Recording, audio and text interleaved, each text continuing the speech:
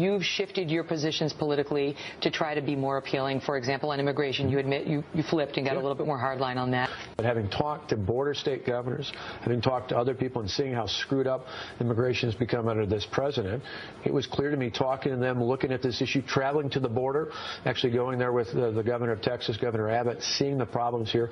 Yeah, from my standpoint going forward, we need to secure the border. We need to enforce the laws that we currently have through an effective E-Verify system. The best plan, the most realistic plan, the grown-up plan, if you will. You are listening to the Laura Ingraham Show, 855-40-LAURA. Scott Walker is getting, hammered by the Washington Post, MSNBC, and the Huffington Post, all media outlets essentially saying that his stance is stupid and just politically motivated, and that he doesn't really understand economics. If he takes this stance, which focuses on enforcement and establishing credibility on that, then he's just not seeing the bigger picture. So what's going on here? One of those who's been somewhat critical of Walker is Jennifer Rubin from the Washington Post, and we read Jennifer and read her stuff all the time, and some stuff we agree with, some stuff we don't, but, big deal. So what? We can have a conversation about it. And she joins us now. Jennifer, it's great to talk to you again. How are you? Great to talk to you. Thanks for having me on. I always appreciate it. Absolutely. So tell us what you said it's not clear whether he understands that immigration is one way to boost economic growth. We have the temptation in the GOP primary to play to the loudest voices and the staunchest segment of the party, even though they don't represent a majority of the workers in the party, voters, in the party. Explain those comments. I think we're mixing apples and oranges. I think very few Republicans do not have any problem with his statements on illegal immigration.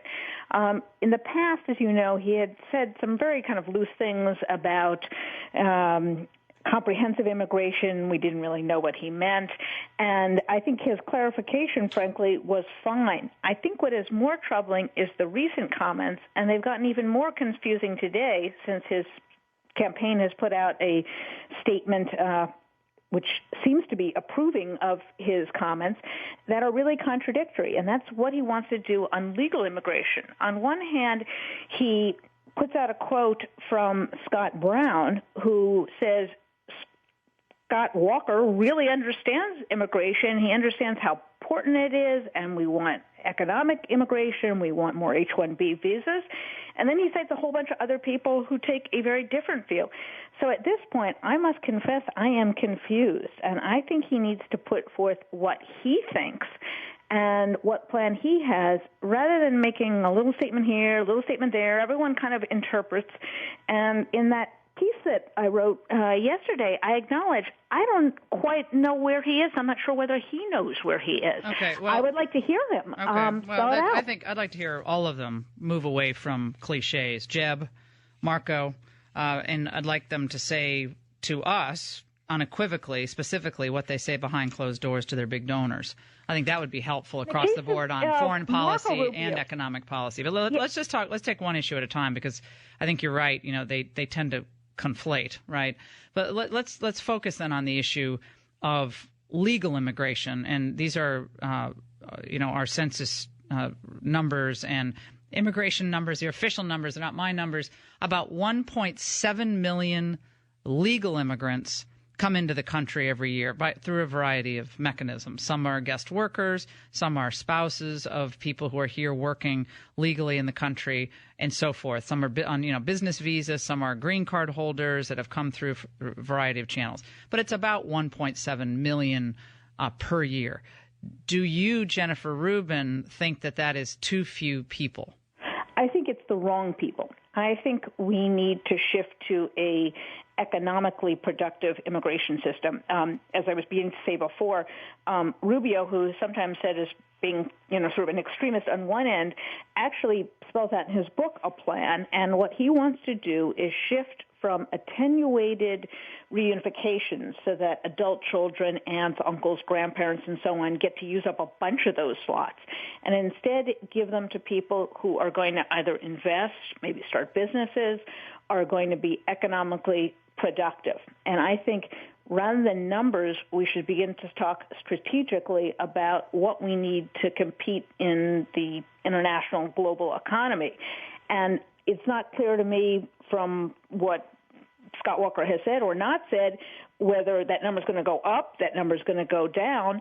I think we can all agree that we want people who are going to contribute productively to America to enhance other people's wages, as some categories of workers do, rather than be people who are going to be non-productive, who are going to be takers rather than makers. The problem is that we're going to have both. I mean, that's what we always do. We always have both. But the economic question here is an interesting one. And if indeed we have this dearth of STEM workers, I mean, a dearth. Like, we just need millions and millions of more STEM workers. We just don't have any Americans who could do these jobs or be trained to do these jobs. Then why aren't wages going up? Why aren't we having a real increase in wages? I mean, basic economics would concede that a shortage of workers boosts wages. We have flatlining wages for now about 15 years in the United States. Median incomes, of course, not really going up at all. And it's a devastating middle-class outlook right now.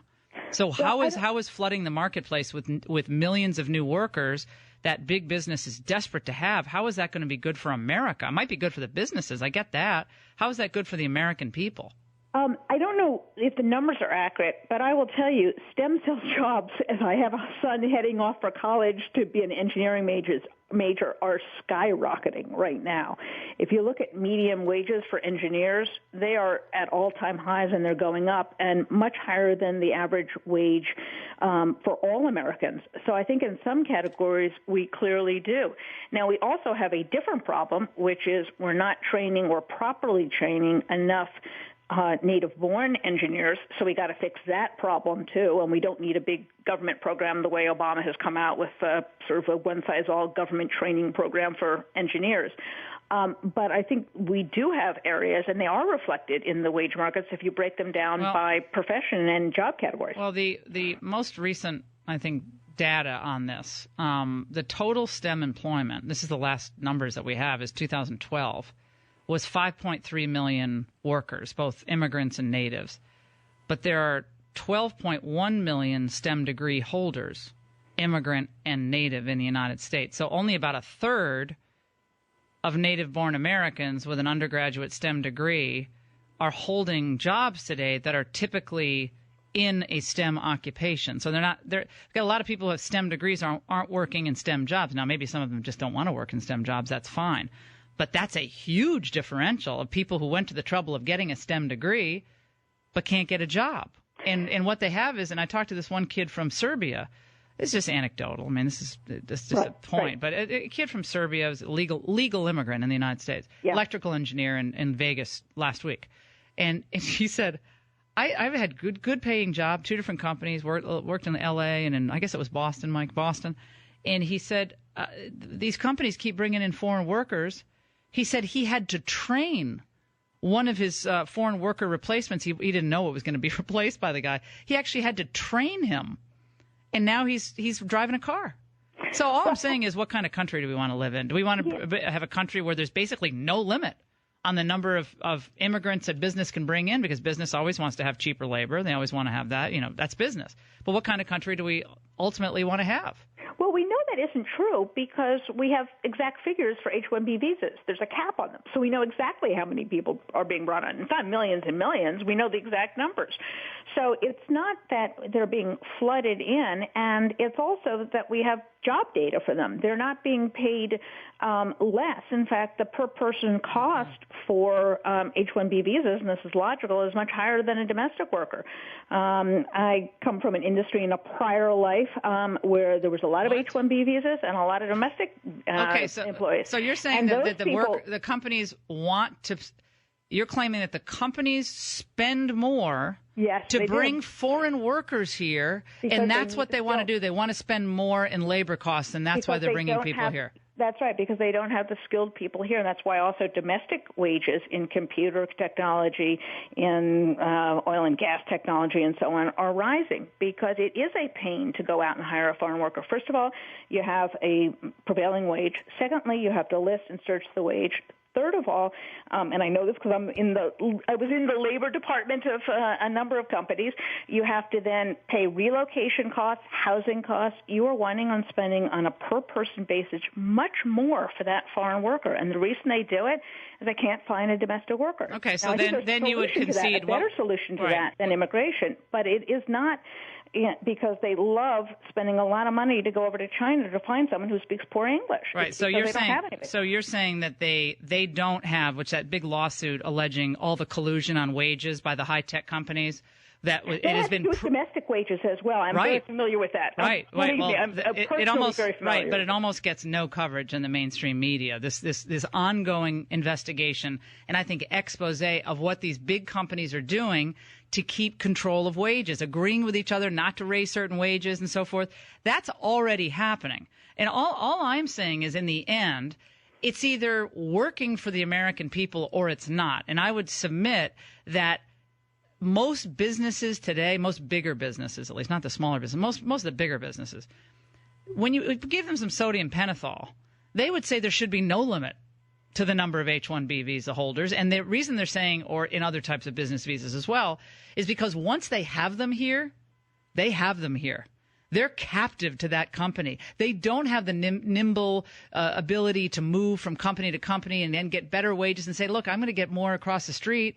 I need a wage increase. They can't move with that flexibility. So I would argue, Jennifer, that the reason they want foreign workers here is because they got them locked down once they're here. They can't jump to another company, and that also presents downward pressure on wages. But you can react to that. Well, I think the lawsuit that you're referring to goes way back, and it only tangentially addresses the issue we're talking about. It's domestic wages, and without revealing the company, I work for one of the companies that was involved in it. So that doesn't really affect the foreign.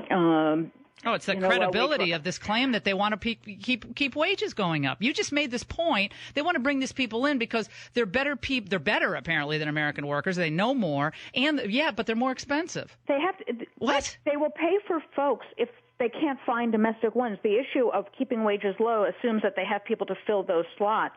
The problem is they don't have enough people to fill the slots. So when they need to bring people into the system, they have to go wherever they can go. So that's not a contradiction. How is Google? Issue is that go ahead. The second issue is that when you talk about the people who are being brought in right now, I don't think you and I have much quibble that some of the people who come in through family relocation are in fact displacing American workers. They are low to middle low workers, and those people are not adding very much to the economic picture. Why don't we convert those to people who are adding to the economic picture? So would you deport the people who are here illegally? No, I would change the visa system. I'd change the legal keep all the 15 system. million people who are here now illegally and just bring in a whole bunch of high-skilled workers. We have to deal with those people, but in terms of, we're talking legal immigration now, which is what the Scott Walker thing kind of got into, was shouldn't we at least reform the system that we have? And I, for one, would be more than happy to keep the numbers where they are, but to shift the types of people that are coming in. And that's what some of the proposals, Ted Cruz has a proposal like that, Orrin Hatch has a proposal like that, which is to, as you say, this is something that is beneficial because we want people moving up into higher wage jobs, because we want people doing invention and economically productive things, that we should be doing that. I get your point on that, and I see some, maybe some common ground that the two of us have on this, but I still think that the number one focus on immigration should be for how it affects Americans, the regular working people of the country, not just the bottom line of certain businesses. I think we have to think of them first, and of course we should have some immigration. Of course, absolutely. But until I see a real credible belief in enforcing the laws that are on the books now at the border, then I just can't.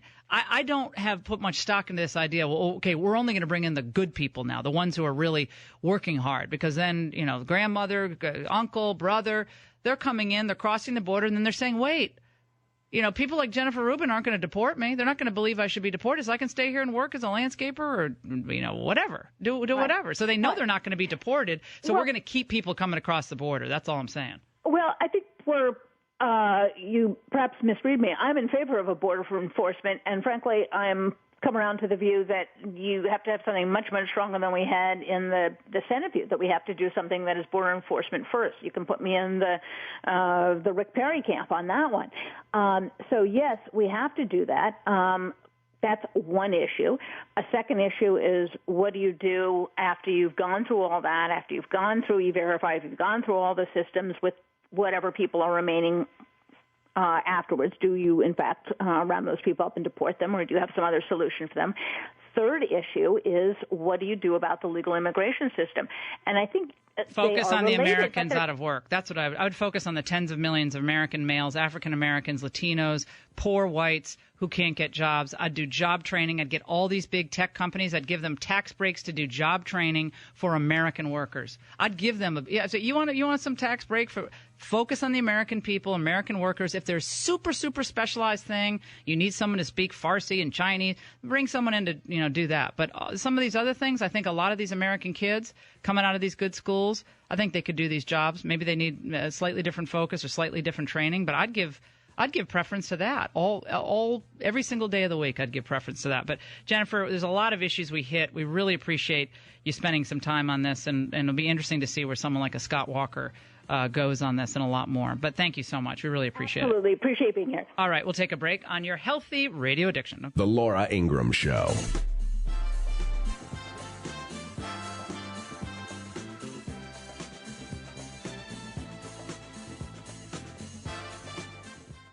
Thanks for listening to this podcast excerpt of The Laura Ingraham Show. If you'd like to receive podcasts of our complete shows, go to lauraingraham.com and sign up to become a member of Laura 365. Our Laura 365 members get commercial-free streams and podcasts of our shows every day we're on the air. And also, you can listen to the last 30 days of The Laura Ingraham Show. Be ahead of the curve. Join Laura 365.